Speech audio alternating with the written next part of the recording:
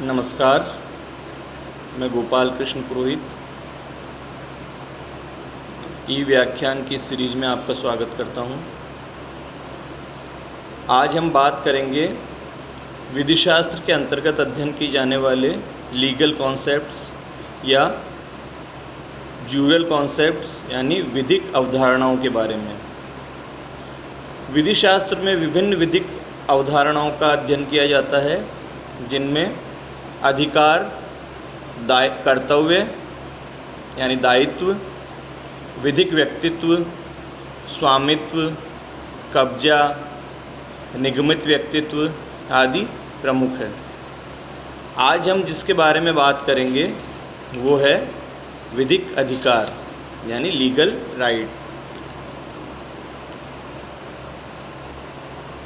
मनुष्य की जो सभ्यता है उसके विकास का श्रेय यानी आज हम जिस सभ्य समाज में रहते हैं उसके विकास का श्रेय विधि को जाता है, और विधि के द्वारा जो निषेधात्मक प्रक्रिया यानी विधि हम पर जो प्रतिबंध लगाती है कि वो जो कार्य हमें नहीं करने हैं वो ही सभ्य समाज के निर्माण में आवश्यक रहे हैं। विधि की निषेधात्मक प्रक्रिया ने ही व्यक्ति को समाज में अपने कर्तव्यों और अधिकारों का बोध कराया है। जब हम समाज में एक दूसरे के संपर्क में आते हैं तो हमें एक दूसरे के प्रति कुछ विधिक अधिकार भी मिलते हैं और हमारे विधिक कर्तव्य भी होते हैं समाज के अन्य लोगों के प्रति।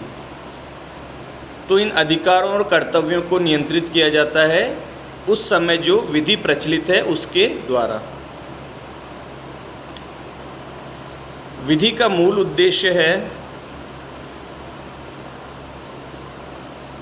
मानवीय हितों को संरक्षित करते हुए व्यक्ति के संव्यवहारों को रेगुलेट करना, उसको नियंत्रित करना। यानी व्यक्तियों के व्यवहारों को इस प्रकार नियंत्रित किया जाए, इस प्रकार उनका विनियमन किया जाए, रेगुलेट किया जाए उन्हें कि मानव हित, व्यक्ति का हित, समाज का हित सर्वोत्तम रूप से संरक्षित हो सके।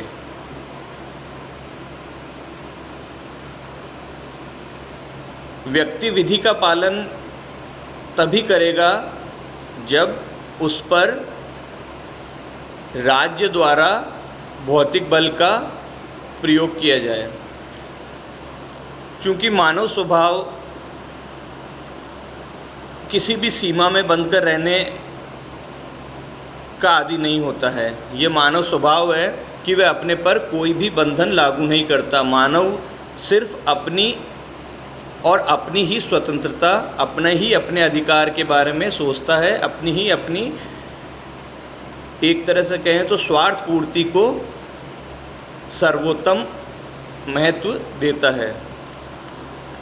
परंतु जब समाज में दूसरे लोग भी रहते हैं तो दूसरे लोगों के अधिकार भी होते हैं, और जब समाज में हमारे और दूसरे यानी परस्पर व्यक्तियों के अधिकार, राइट्स क्लैश करते हैं तो अशांति और विद्रोह की स्थिति उत्पन्न होती है। तो अब राज्य का एक कर्तव्य है कि वह समाज में शांति कायम रखे और इस प्रकार के जो झगड़े, विवाद और फसाद उत्पन्न हो उन पर नियंत्रण रखे। तो इसके लिए राज्य क्या करेगा? जैसा कि अभी बताया कि मानव स्वभाव अपने हित के साधन में ही रत रहता है। मानव का स्वभाव है कि उसे अपना हित ही दिखाई देता है, उसके आगे दूसरों का हित नगण्य है। तो राज्य को जो उसने विधि बनाई है उसका पालन करवाने के लिए भौतिक बल का प्रयोग करना पड़ता है। हॉलैंड के अनुसार विधिशास्त्र इस बात पर विशेष जोर नहीं देता है कि विधि का निर्माण किस लिए किया गया है, बल्कि इस बात में अधिक रुचि रखता है कि विधि को जीवित रखने के क्या साधन हो सकते हैं, यानी विधि का पालन किस प्रकार कराया जाए कि विधि अपनी सार्थकता सिद्ध कर सके। दूसरे शब्दों में विधि का क्या उद्देश्य है, यह एक दूरवर्ती विषय है, ये बाद का विषय है, जबकि विधि को प्रभावी तरीके से किस प्रकार लागू किया जाए यह निकटतम लक्ष्य है, यानी इमीडिएट ऑब्जेक्ट है। प्राथमिक लक्ष्य यह है कि विधि को प्रभावी तरीके से किस प्रकार लागू किया जाए। विधि का मूल्य लक्ष्य है अधिकारों को निर्मित करके उनकी संरक्षा करना। विधिक अधिकार की परिभाषा को देखने से पहले हम ये जान लें कि विधिक अपकार क्या है।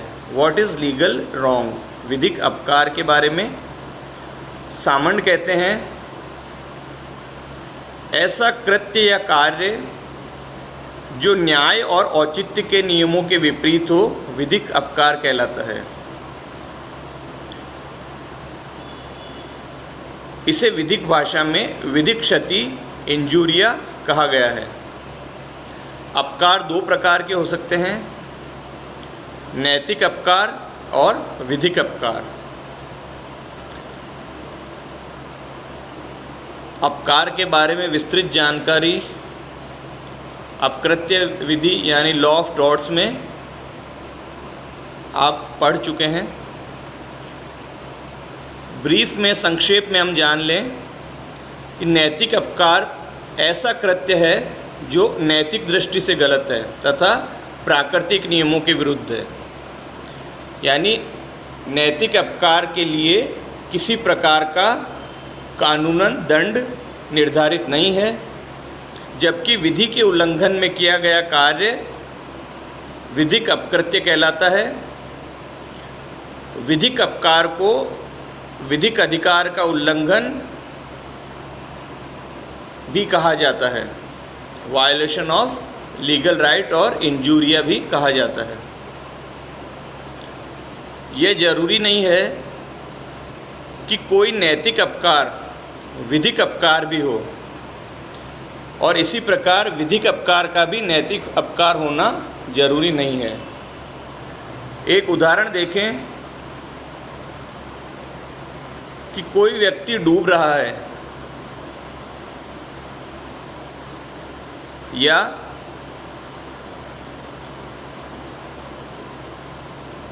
एक और उदाहरण है कि किसी ऋण की अदायगी यानी जो समय बाधित हो चुका है।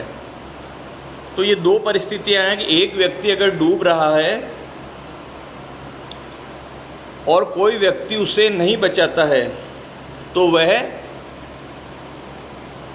एक तरह से नैतिक अपकार होगा, वह विधिक अपकार नहीं होगा, क्योंकि उस व्यक्ति को बचाना उसका कानूनन कर्तव्य नहीं है। जबकि प्राकृतिक नियम और नैतिकता यह कहती है कि यदि दूसरा व्यक्ति उसे बचाने में सक्षम है तो उसे बचाना चाहिए या बचाने की कोशिश करनी चाहिए। अब दूसरी परिस्थिति है टाइम बार्ड ऋण, समय बाधित ऋण। ऐसे ऋण की अदायगी ना करना जो समय बाधित हो चुका है, टाइम बार्ड हो चुका है, नैतिक अपकार है, परंतु विधिक अपकार यानी लीगल रॉन्ग नहीं है, क्योंकि विधि के अंतर्गत वैसा दंडनीय नहीं है। सामान्यतः विधिक अपकार के लिए दंड का प्रावधान होता है या राज्य अपनी शक्ति का प्रयोग करते हुए दंड अधिरोपित करता है। अधिकार की परिभाषा विभिन्न विधिवेत्ताओं ने अपने अपने अनुसार की है, अपने अपने मत के अनुसार उसकी व्याख्या भिन्न भिन्न प्रकार से की है। जैसे सेविनी ने इसे शक्ति माना है और हॉलैंड के अनुसार यह सामर्थ्य या क्षमता का द्योतक है। परंतु हॉलैंड ने यह स्पष्ट किया है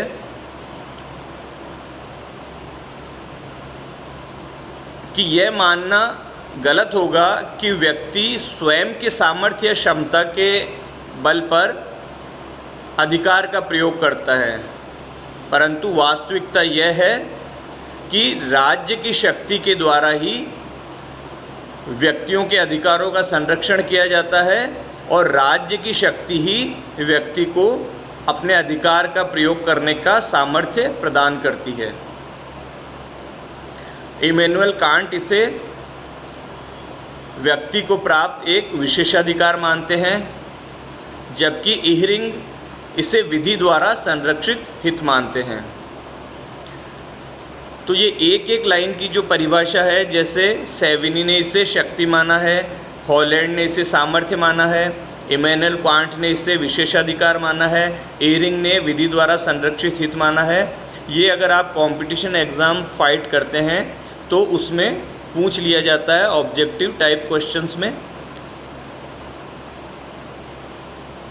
तो इन कीवर्ड्स को याद रखने का प्रयास आपको करना चाहिए।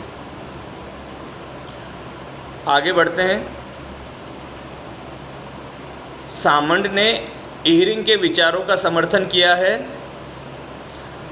और विधिक अधिकार को विधि द्वारा मान्य और संरक्षित हित माना है। तो इहरिंग और सामंड की परिभाषा में सिर्फ एक शब्द का अंतर है।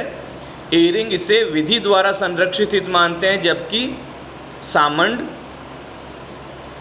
विधि द्वारा मान्य और संरक्षित हित मानते हैं, यानी सामंड उसमें मान्य शब्द और जोड़ देते हैं। डॉक्टर एलन के अनुसार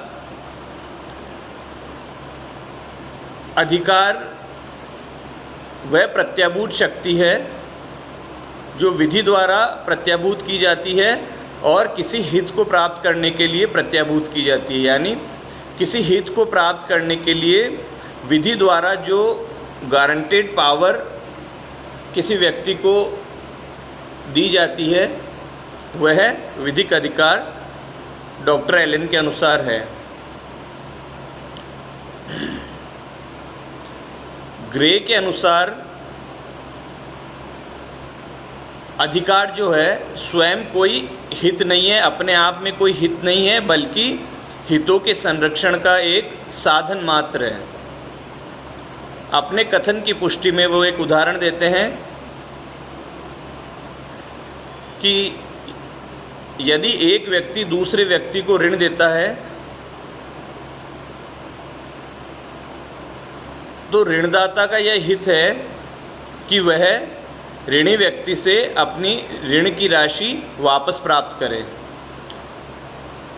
उसका वास्तविक विधिक अधिकार ये नहीं है, बल्कि उसे कानून द्वारा ये शक्ति प्रदान की गई है या ये क्षमता प्रदान की गई है कि वह ऋण वसूल कर सकता है। तो इस प्रकार ये उसका विधिक अधिकार होगा, जबकि यह उसके हित में निहित है। दूसरे शब्दों में ऋणी व्यक्ति से ऋण की राशि प्राप्त करना ऋणदाता का हित है जो विधि द्वारा संरक्षित है, यानी विधि द्वारा उसे वह शक्ति प्राप्त की गई है, जिसके द्वारा शक्ति प्रदान की गई है, जिसके द्वारा वह अपने हित को संरक्षित कर सकता है। इस प्रकार ग्रे के अनुसार विधिक अधिकार ऐसी शक्ति है जिसके द्वारा कोई व्यक्ति किसी अन्य व्यक्ति या व्यक्तियों को कोई कार्य करने या कार्य करने से विरत रहने, यानी कार्य करने या कार्य न करने के लिए वैधानिक कर्तव्य द्वारा, विधिक कर्तव्य द्वारा बाध्य करता है। सर हेनरी मैन ने प्राचीन रोमन विधि के अंतर्गत जो अधिकार की संकल्पना थी उसके बारे में बताते हुए ये कहा है कि प्राचीन रोमन साम्राज्य में अधिकार की बजाय कर्तव्य पर अधिक जोर दिया जाता था। किसी व्यक्ति को कोई अधिकार है ऐसा तभी कहा जाता था जब उसका उपयोग उसकी, यानी वह अपनी इच्छानुसार उसका उपयोग करने की क्षमता रखता हो, और इसी आधार पर बाद में यह धारणा बनी कि अधिकार एक ऐसा हित है जो विधि द्वारा संरक्षित है।